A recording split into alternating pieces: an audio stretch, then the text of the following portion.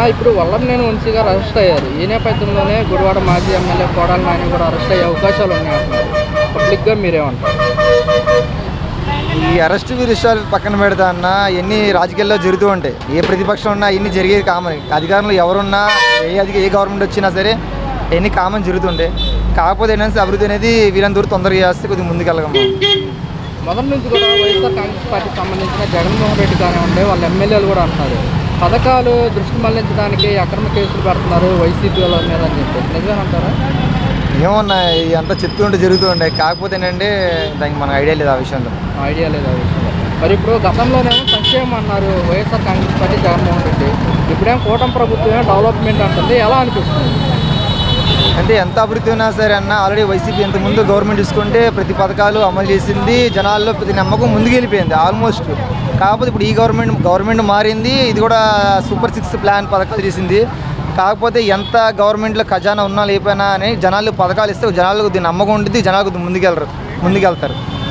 మరి ఇప్పుడు పథకాలు ఇంప్లిమెంట్ చేసే గ్యాప్ అనేది వస్తుంది కదా, కొంచెం టైం పడుతుంది అంటారు. మరి ఈ గ్యాప్లో ప్రజలకి మరి వ్యతిరేకత ఏమన్నా వచ్చే అవకాశం ఉంటుంది అంటారా?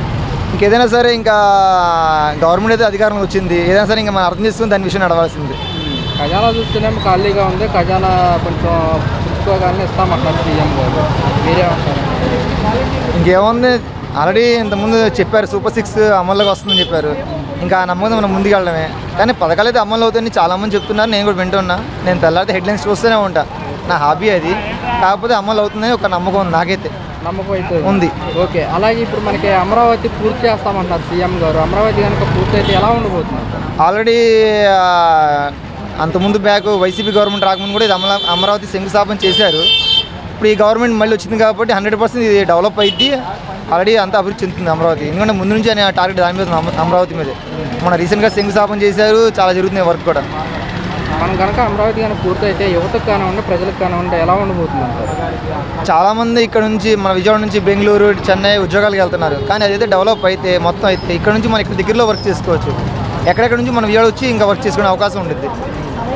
అదే ఇప్పుడు 2019లో కూడా నారా సీఎం చంద్రబాబు నాయుడు గారు గెలుచుంటే అమరావతి పూర్తి అయ్యేదంటారా? అమరావతి పూర్తి అయ్యేదంటే ఇంకా అంత వెనకాలతో నేను అంత వెనక్కి ఆలోచించలేదు. కానీ ఈసారి అయితే 100% అయ్యే అవకాశం ఉంది. ఎందుకంటే అంతా వేడి మీద జరుగుతుంది ఫైర్. ఏ పార్టీ అయినా సరే చేస్తానని నమ్మకంతో ముందుకెళ్తున్నారు. గత ప్రభుత్వం వైఎస్ఆర్ కాంగ్రెస్ పార్టీ కూడా అమరావతి రాజధాని నినాదం కనుక తీసుకొచ్చి ఉంటే ఎలా ఉండేది అంటారు? ఇప్పుడు మంచి నెంబర్ 1 టాప్ పొజిషన్లో ఉండేది, డెవలప్ అయ్యి ఉండేది. కాకపోతే ఇప్పుడు ఈ గవర్నమెంట్ వచ్చింది కాబట్టి అమరావతి 100% డెవలప్ అయ్యింది.